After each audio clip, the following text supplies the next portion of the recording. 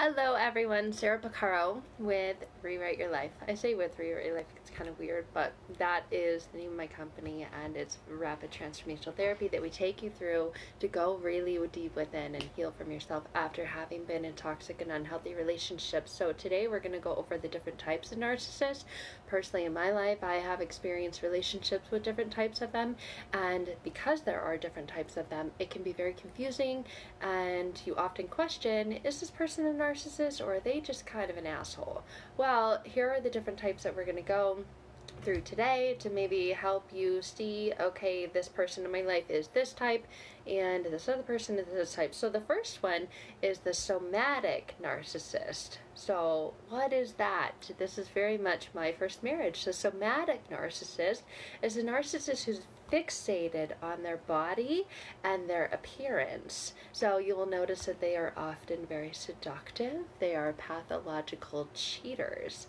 To them, sex is a weapon. It was interesting in the first year and a half of my relationship with this type of narcissist. He was gone for a couple of weeks moving, and he got back, and of course we made love because I missed him so much, and then boom, 2 weeks later I had an STD. I just had a coaching call with a client yesterday who on one of the narcissistic forums, she said she saw someone posted, what's one good reason, or what, give me one good reason to stay, and somebody wrote DICK, and she just started cracking up and was like, you could not pay me $1 million to touch that again, because she had to go truth treatment for an STD. Thankfully, it was a curable one. But you will notice lots of narcissists are very obsessed with sex. To them, sex is a weapon. And this you'll notice very commonly in a somatic narcissist. So watch out. Go get yourself checked. Second one is a cerebral narcissist. So what is this? A cerebral narcissist takes great pride in their intellect, and they are incredibly convincing. They seem very smart. I had someone reach out to me recently and say, is this a narcissist? I had this really good friend who he would always say, ask me a question, ask me anything. I was like, okay, well, great, you know everything about everything. A, that's not true because nobody does, and B, they just want you to validate them. Like, oh my gosh, you're so smart, you know so much about everything. So they take great pride in their intellect and are incredibly convincing. You'll notice narcissists like this are in high positions of power. And you know what I mean. Their job puts them in a high position of power and superiority, and they are master manipulators. They seem so intelligent and so right and so well knowledge and versed about everything that how could they ever be wrong? So that's a cerebral narcissist. Then there's the covert narcissist. And I fully believe, this could just be my personal opinion, I'm not a doctor, that you can have more than one in the same type of one. Covert narcissists. These narcissists do not really fit the mold of your standard narcissist. In fact, they often come across like the exact opposite, and this is why it's so confusing and so difficult to really understand when you're the victim and you're the other person in that relationship, what's coming across, because you think, I don't know, kind of, but I'm not quite sure, because they often come across like the exact opposite. They're very charming, they're very likable, and everyone else seems to just be in love with them, and you're thinking, there's something off, like I just don't quite know what it is. They seem very charming, very humble, and it makes it really difficult to recognize because they're very, very convincing. So this was my first experience with a true narcissist. It's very covert, and the relationship lasted almost 10 years because of that. So this is opposite of the next type of narcissist, which is an overt narcissist. They tend to fit the mold of when you hear and see and think narcissist, oh yeah, this is it, is that overt narcissist. They fit the mold of this. These individuals are larger than life, they're grandiose, they're arrogant, they're loud, they're boisterous, they love being the center of attention. This is the person that takes over when they walk in the room. Oh yeah, you know that they're there. They often come across as very obnoxious, like these people you just can't stand. that had an experience with this one too. Then there's the classic narcissist. So the classic narcissist is a person whose set of boundaries are often full of stories that are so over the top that very rarely do people believe them. So like I said, I feel like there can be different kinds. Like in one, there's the delusional narcissist, which is very, very grandiose in their beliefs. They're full of stories. Wait, I think we just talked about that one. Yeah, that's the delusional narcissist. Then there's malignant. So malignant is kind of like an unofficial term, but that describes the type of narcissism that's kind of in the middle. So you'll notice there's a whole range. There's mild, all the way to severe, and these are part of these cluster Bs. You'll hear and see this term cluster B refers to this grouping of personality traits in the diagnostic, the DSM, the Diagnostic Statistical Manual of Mental Illness, and there's all kinds of, DSMs that there are now, but these traits are broadly described as people who are very dramatic, they're erratic, they're emotional. Within the cluster B kind of personality, these are the top most recognized personality disorders, and oftentimes they're misdiagnosed. I get asked that a lot, like, is this person a narcissist? Let me share with you the email or the screenshots. You may notice that they don't often get diagnosed as a narcissist. They'll get diagnosed as borderline or histrionic or antisocial or ADD or ADHD.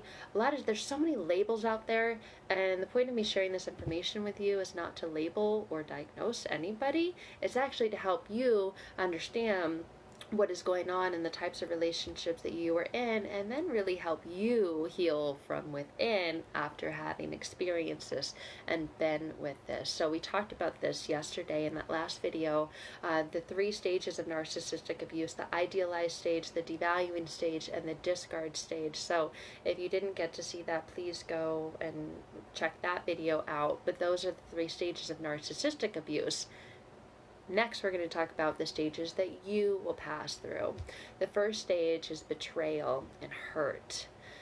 You may not even know that you were abused at this point. You just know that you are losing your mind, you're going crazy, and many victims experience depression, signs of PTSD, CPTSD, confusion, anxiety, all kinds of things, emotional chaos, turmoil, denial, shame, grief, and you have to go through all those stages. That's the stage 1, the betrayal stage, and the hurt stage. The second stage is kind of that detective stage.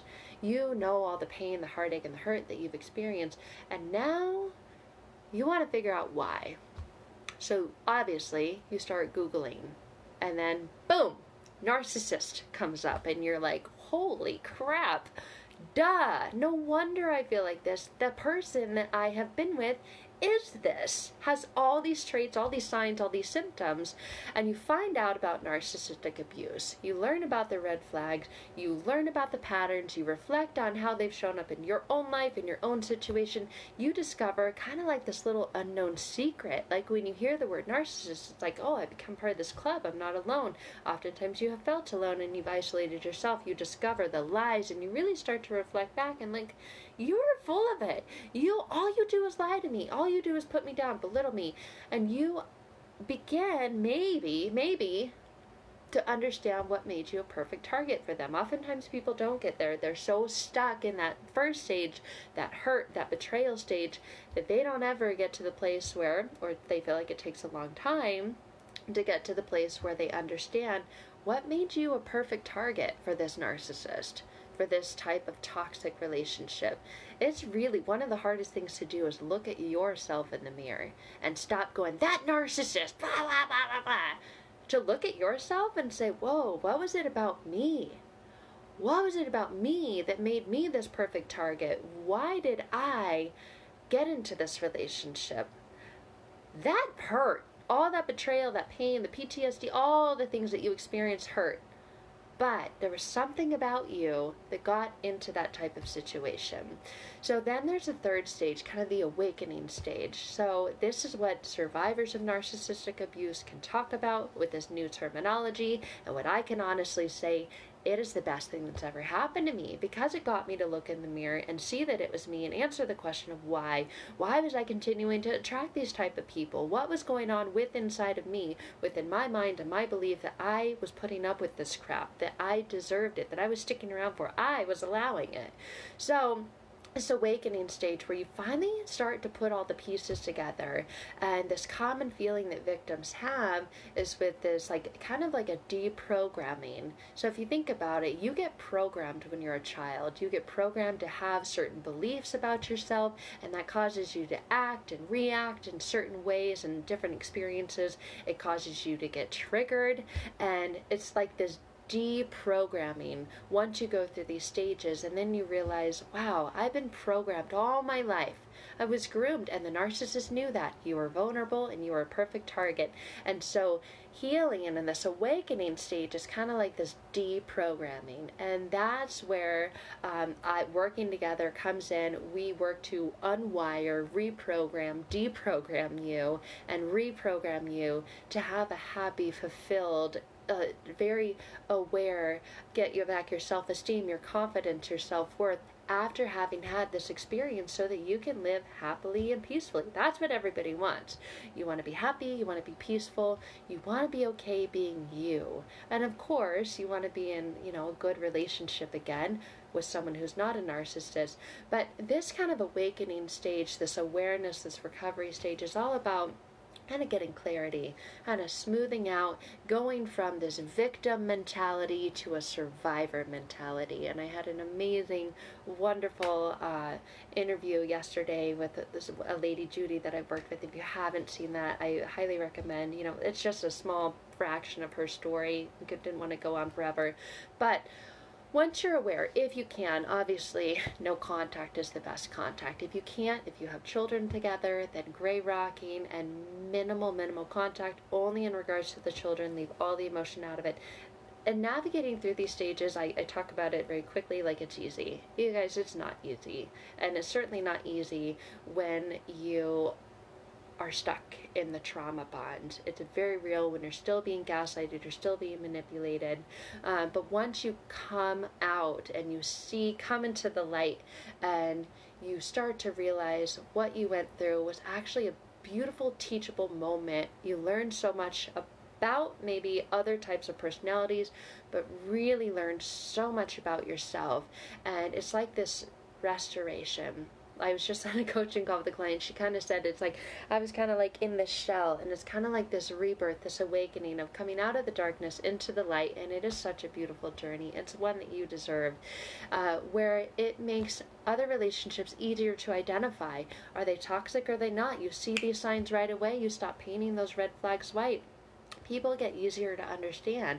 You start to develop and establish and maintain very healthy boundaries for yourself, where you don't have to apologize for being you. You don't have to make excuses, and you start putting yourself first without feeling guilty about it. And in doing this, if you do have children, is the most powerful thing that you can do for your children, is to take care of yourself, because doing that teaches them to take care of themselves, which arms them against the narcissist, the other parent. So it really is a sense of empowerment, of moving forward, of self-love, and of letting go. So I hope that these definitions of narcissists have helped you. There are different kinds, and sometimes they're sneaky and really hard to detect, especially if they're not in your face grandiose kind. And then these stages, the stages of narcissistic abuse themselves, the idealize, devalue, and discard, but then these stages of healing as well. So I love sharing this information. It's my passion, my life, and my journey. So if you guys want to connect and talk about working together to go through these stages, please reach out, send me a message, or click on the banner, and you can schedule a call and a time to talk together. So I'm going to get on tomorrow. Tomorrow we're going to talk about behaviors. Ooh, that's going to be a fun one. So tune in for that. It's going to be a very fun live tomorrow. So thank you guys as always. I hope this helps, and I look forward to connecting with you.